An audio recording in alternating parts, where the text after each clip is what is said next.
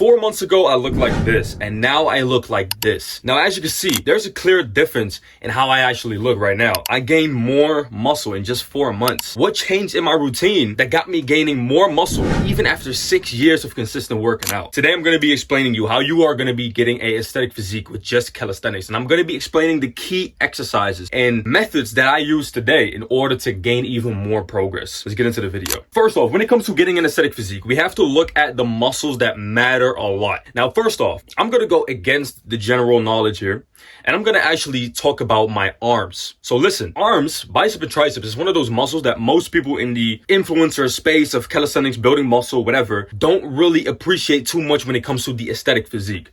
But in my opinion, my physique always changed and looked more aesthetic once I isolated and actually put real dedication on my arms. Why is that? There is this thing called a spider physique, right? And that's basically where you have a big torso, so big back, big chest, but small skinny arms on the side of them. That is the physique that I used to walk around with for a majority of time, right?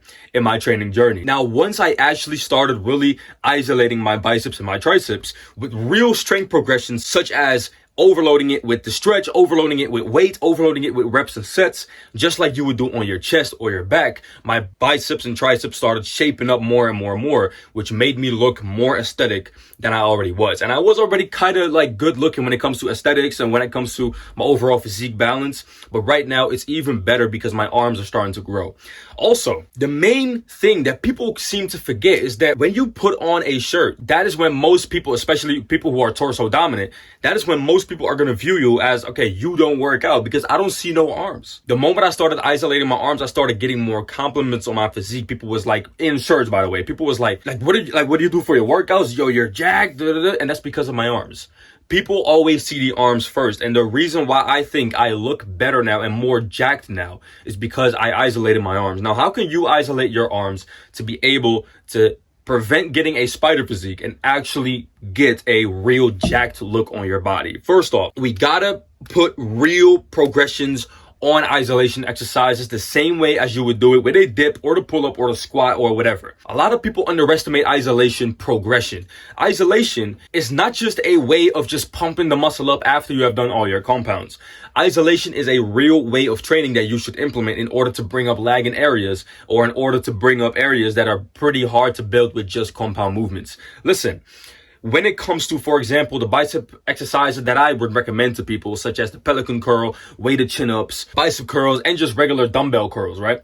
The reason why I think that you should use these exercises with real progression instead of just focusing on the form, focusing on the squeeze, focusing on the stretch, and just doing that for a year straight, you're of course going to make a little bit more progress because now you have added in isolation. But what I want you to do is try to focus on the real progression that you need to get the hang of. A lot of people, when they start getting into isolation, especially calisthenics athletes who are always used to compound movements such as me, I didn't think that I needed to add the same progressive overload to isolation exercises as I was doing with compound movements. With the dip, for example, I have always progressively overload with more reps, more weight up on my body, more sets, deeper range of motion. I've always been doing things to kind of progressively overload. That's why my chest got big. That's why my pull-ups got very strong and my back got wide. But with arms, there was always something lagging, and that was the progressive overload aspect of it. Now, when it comes to progressive overload, you do not need to just add weight in order to gain progress. A lot of people do not understand this. People just think like, oh, just add weight, bro. Knowledge, that's the only type of knowledge they have when it comes to progressive overload.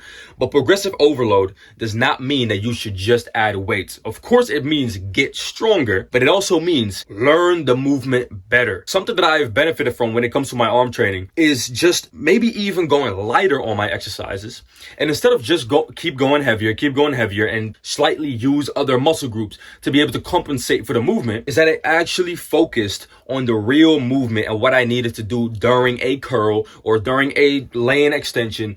And I tried different type of methods to be able to grow the certain muscle that I'm actually trying to train. For example, when it comes to the regular bicep curls, Instead of just doing 20 normal bicep curls, I started focusing on getting the concentric pretty fast up there, but not all the way until my biceps were not even loaded no more. Basically keeping it right there and then lowering it quite slowly and really feeling that stretch opening up at the bottom position and then going up again. I started just really focusing and isolating, that's the word, that's why we call it isolation, my biceps to grow them even more. Another thing, this doesn't only go for arms and for biceps and for triceps. This is the same thing for one of the most important muscle groups to look aesthetic, for the shoulders. Instead of doing my normal lateral raises, I've been doing them way differently by leaning sideways so that there is still tension on the stretch position during a lateral raise. Another thing, you're just supposed to use the exercise to its maximal potential. Now let's talk about what I have changed in my routine when it comes to the normal basic reps. The push-up and the pull-up. In my opinion, one of the greatest exercises that you can do to build your entire upper body to get that aesthetic physique. One thing that I have been switching is I don't do regular pull-ups on the fixed bars no more. I have swapped it out completely for ring pull-ups. Now, something that you should do as well is adding in the ring pull-up into your routine. It doesn't need to be fully like 100% like I do, but let's say you only do one variation a week where you, instead of doing it on the regular bar, you do it on rings and you actually progressively overload the same way that you would do on a bar with now the rings. The reason why the rings are so effective is because our wrists do not have any limits. The bar is fixed, the bar is straight, so our wrists cannot move in a smooth pattern while we move up and while we move down. The moment you move up, you want to twist your rings actually neutral so that you can get that real back squeeze on the lower lat, because the lower lat is of course responsible for this type of motion and that type of motion, and the upper lat is usually responsible for dragging it like this and maybe a little bit across the body. So when we actually pull from down below and we twist the rings neutrally and get that squeeze on our back, we can get real huge and wide lats. And that's something that most of the guys online just forgetting, because everybody is just doing a regular pull-up, which I actually agree with. That's what I did for a majority of time, right?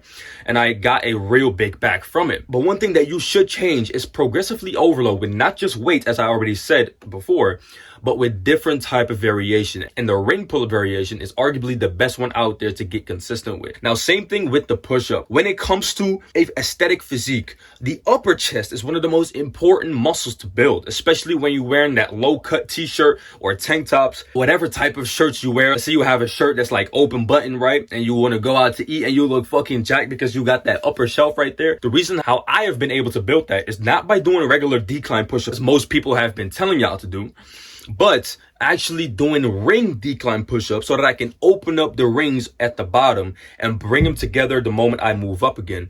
And that really changed the way my upper chest was actually being built. Just focusing on the regular push-up, it will get your chest pretty big and you will make progress with that, especially if you're a novice calisthenics athlete. But for the people who have been doing this for quite some time now, what you need to start prioritizing is actually getting more out of your chest than you're already doing, such as the most important component of all is actually focusing on stretching the chest even more to its full capacity to gain chest size.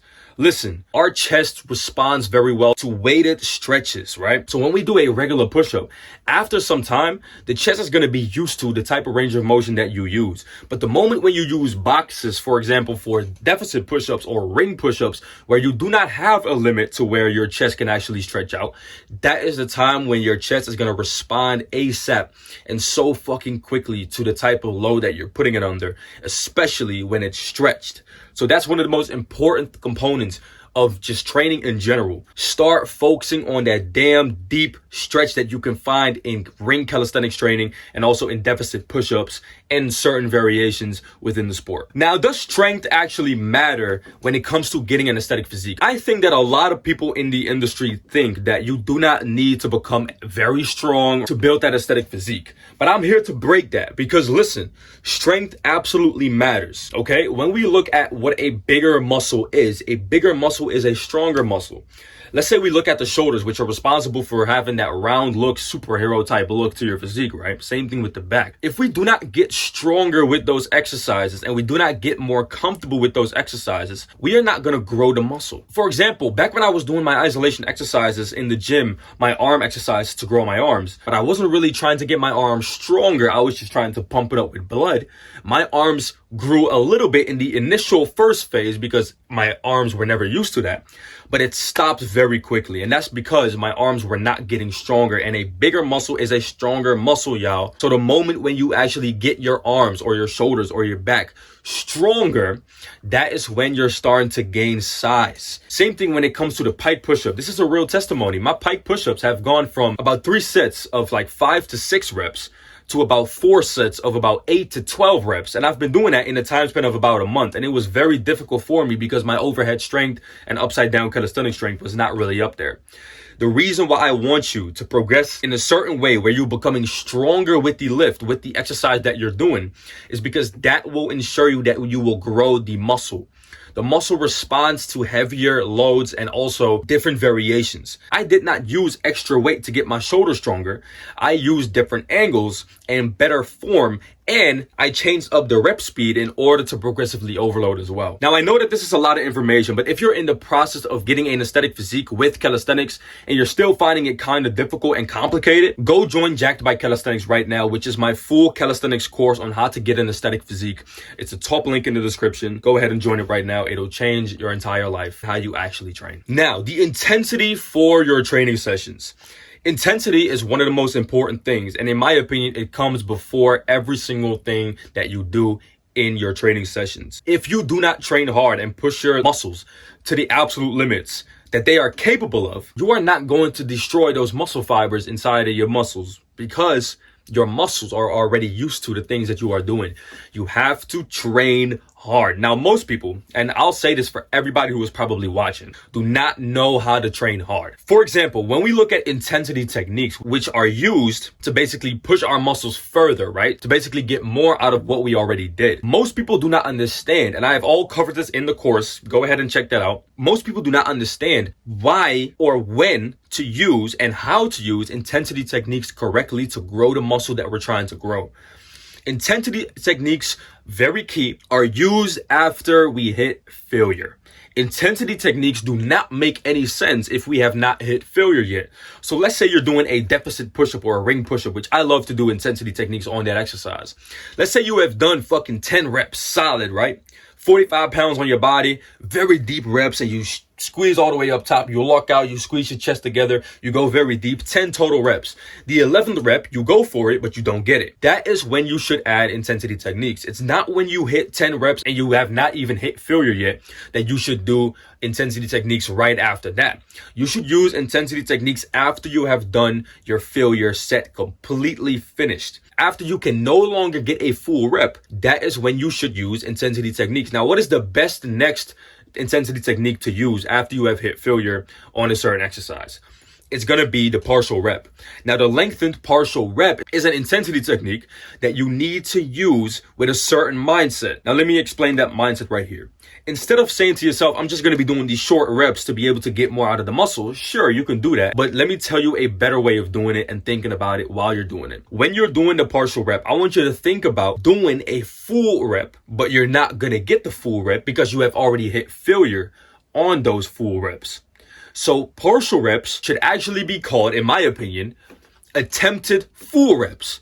But because you have already hit failure on your full reps, you're not going to get the full reps. So then they become partial. That is the correct way of doing a partial rep. It's basically saying, I'm going to try a full rep, but because I've already hit failure on my full reps, they're going to become half reps. So go up as far as you can with those partial reps. And the moment you can no longer move, then you're going to move down and try doing that again until you can no longer move. That is the best intensity technique that you can use after you have already hit failure on your normal reps.